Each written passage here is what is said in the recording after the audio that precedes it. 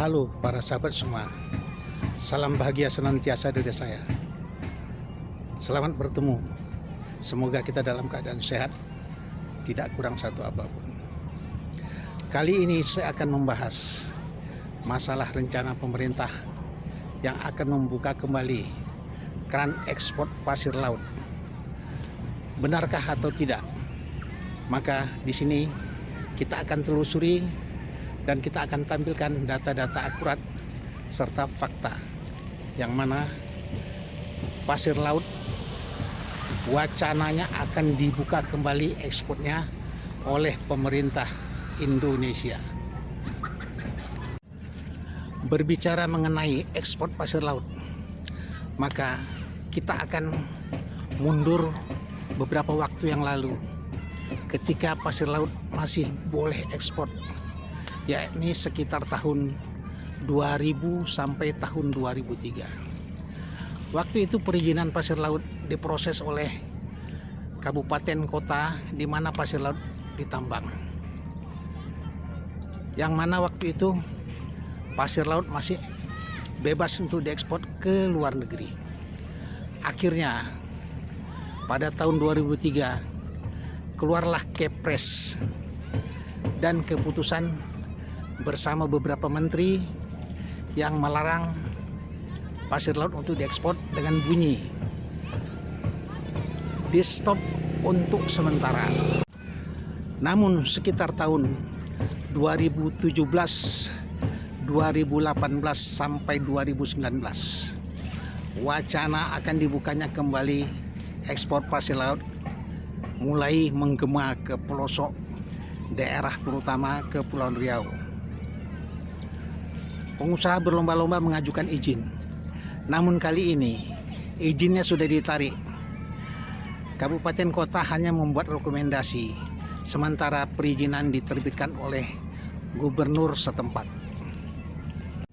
Namun dalam hiruk pikuknya pengurusan izin oleh pengusaha pasir laut, tidak berapa lama kemudian, sekitar tahun 2000 dan sampai saat sekarang ini, perizinan pasir laut diambil alih oleh pusat, yakni Kementerian ESDM atau Energi Sumber Daya Mineral melalui dirjen mereka.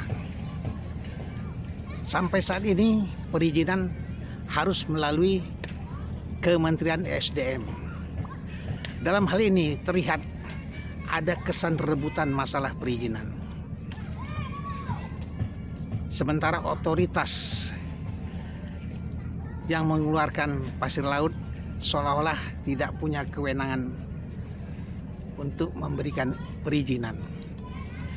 Agak janggal memang, tapi itulah kenyataannya. Pada saat ini,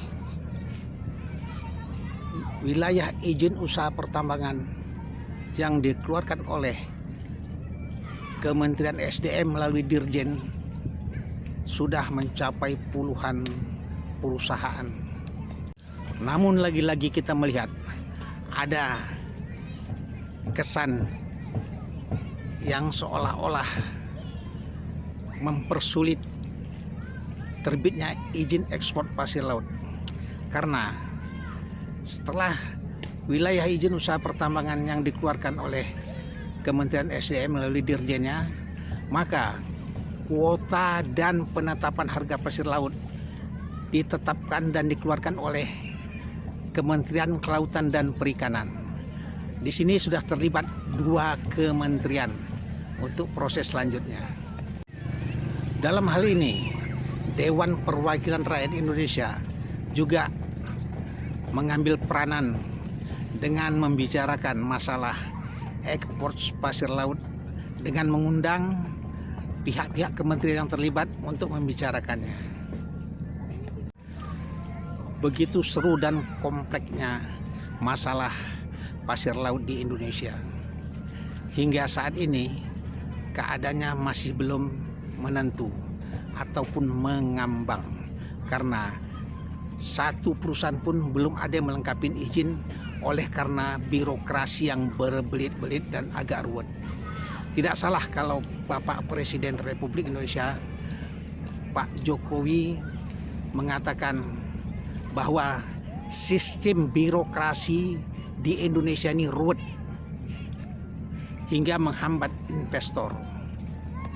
Kembali kepada wacana ekspor pasir laut yang akan dibuka oleh pemerintah, maka gejolak di masyarakat pun setelah mulai menampakkan ada dualisme. Satu kelompok menyetujui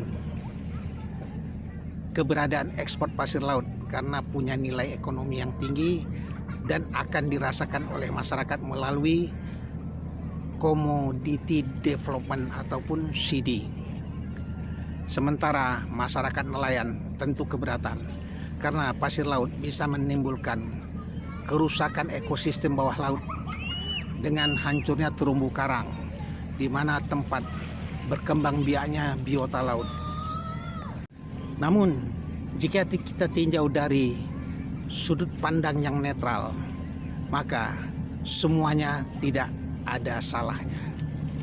Pemerintah berniat mengekspor pasir laut karena di situ ada nilai ekonomis yang tinggi. Pengusaha juga, walaupun biaya perizinan pasir laut cukup mahal, mereka sanggup menginvestasikan modalnya di perizinan tersebut karena keuntungan pasir laut sangat-sangat menjanjikan. Sementara masyarakat yang menolak, yaitu terutama masyarakat nelayan, wajar sebab penghidupan mereka tergantung dari laut. Dan kelompok-kelompok yang mendukung juga wajar sebab dari pengalaman yang lalu mereka merasakan keuntungan yang mereka dapat dari adanya ekspor pasir laut.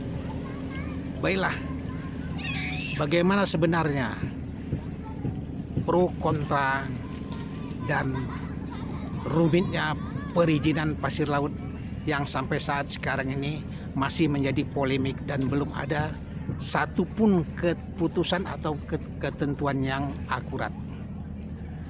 7 lubuk 9 kolam, mana yang dalam belumlah tentu.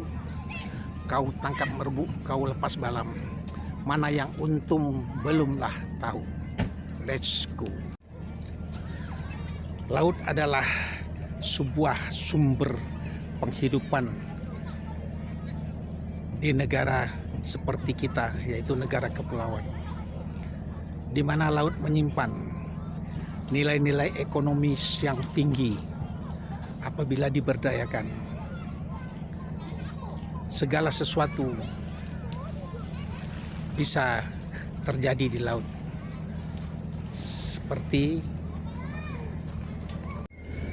para nelayan-nelayan menggantungkan hidup dari laut.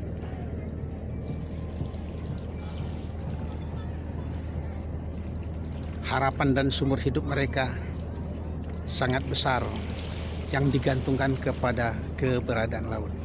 Apabila biota laut terusik dan terganggu, maka pupuslah harapan mereka. Sementara pemerintah dan pengusaha melihat laut sebagai sumber ekonomis yang menjanjikan. Ada besar keuntungan yang bisa dikeruk dari keberadaan laut, seperti tambang pasir laut salah satu diantaranya.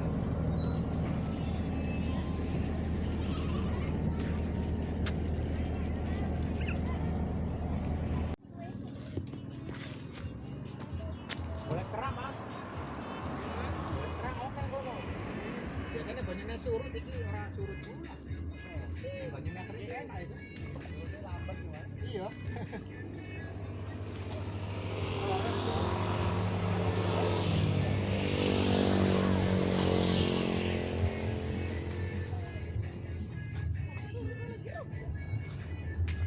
Ada yang pengen tuh makan.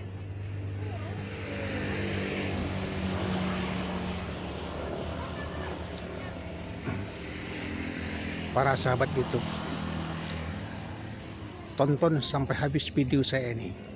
Di akhir video akan saya tampilkan data-data dan fakta tentang perizinan dan dokumen-dokumen yang menunjukkan bahwa wacana ekspor pasir laut bukan hanya sekedar isapan jempol, tapi kelihatan pemerintah serius akan memproses perizinan lanjut. Wassalam.